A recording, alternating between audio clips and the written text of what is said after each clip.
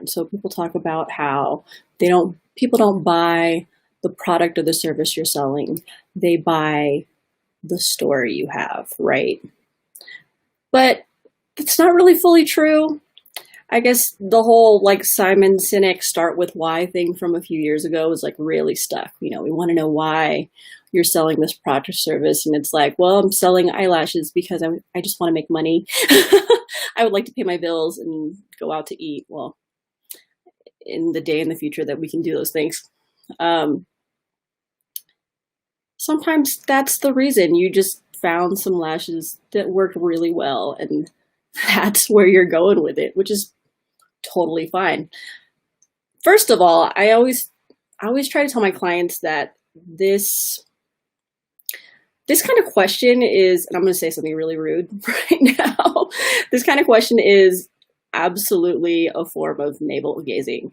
And what I mean by that is like, it's a question that we think about because we are too paralyzed to work on our own products or our own services or show up and market ourselves. And so we just like, just start looking at all these little things that, don't really matter. Like, do I have a story that sells my market or my brand, or like that markets my brand or my service or my product? And that's fine. Like, I totally get it. Because the reason I know it's navel gazing is because I spent a lot of years doing this. It's like, oh, well, I'll go live after I figure out what my story is. I'll go live after I write a better tagline. I'll make my product after I think of, better copy on my website, or, after I tweak my brand colors, or like, there's just a billion little things you can tweak and tweak and tweak and tweak. And do I date clients? Well, I'm married, but thank you. But there's a billion things you can tweak. And at the end of the day, it's like, if you have a story that's already wrapped up, like, great. So for example, there's Kimra Luna, and her story is she was on welfare. Her and her kids were on welfare. And then she, they used, I think, their tax return or something, and they got her a computer and she did her trainings, and then started making money online and became really, really successful. And I actually knew her before all this happened. And I guess she was on welfare at the time. And it's an amazing story. But if you can't come up with the story for yourself, it's not so important, that you have this crazy, like, rags to riches story.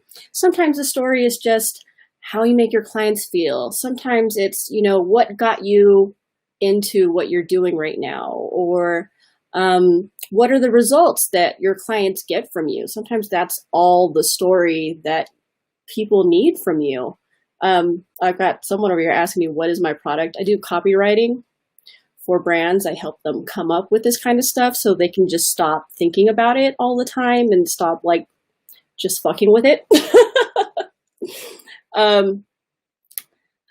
yeah, so, I mean, sometimes there's different stories. Like the story is, if you decorate homes, then sometimes the story is just how you want clients to feel when they're at home and what gets in the way of them being able to make that happen. Maybe they're too busy or whatever. And that's your whole story, is that you want to help them come home and feel at home and feel like they have this safe place in the middle of like what is like for real right now, like this batshit crazy world, and like was already a little bit crazy before all this started. So, that you want people to have their own oasis. Or, if you do just sell lashes, then maybe the story is that you're tired of finding low quality shit out there at the store, and you found a source for some that are just consistently beautiful, and you love making people feel beautiful. Like, it doesn't have to be so deep and complex. Like, you had some kind of epiphany and the angels started singing about like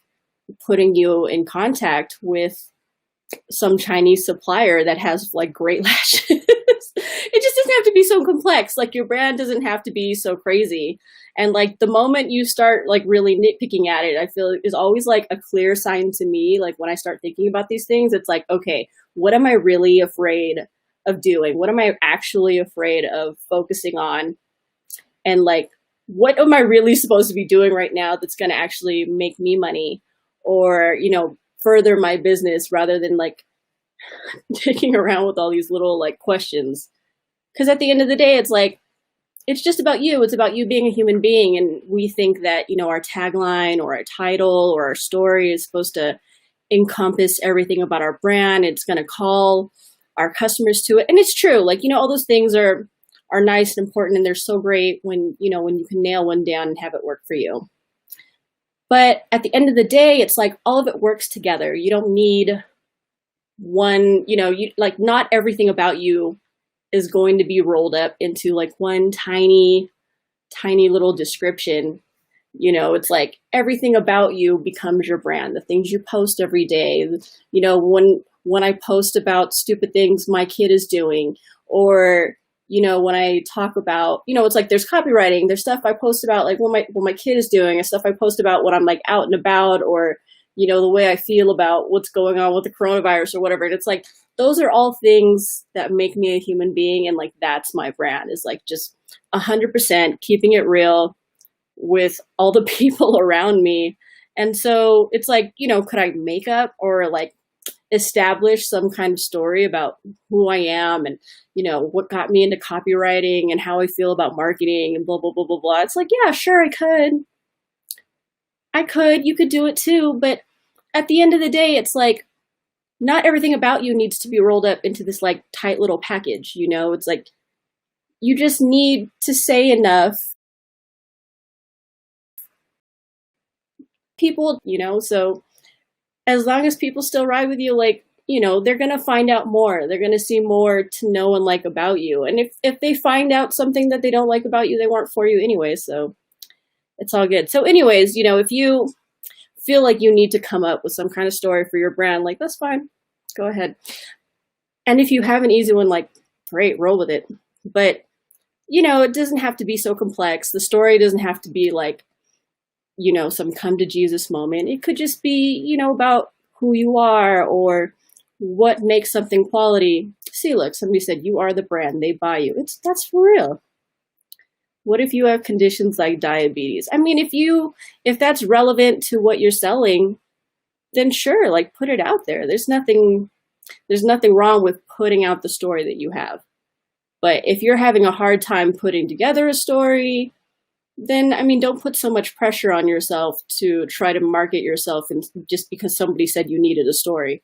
At the same time, Donald Miller's Build a Storybrand is a super useful book. I'll put the link in the notes. But yeah, if you have a condition and that makes sense, like, you're selling, I don't know, diabetic supplies and you have diabetes and you're really passionate about, for example, making sure that people with diabetes can get their supplies in a quick and efficient and like cost-friendly manner, then that makes complete sense. That's a whole story in and of itself. But it's like, if your diabetes has nothing to do with what you're selling, then it's like, oh, okay, so you sell lashes because you have diabetes. Like, none of that makes any sense. So, I mean, if it's relevant, sure, go for it.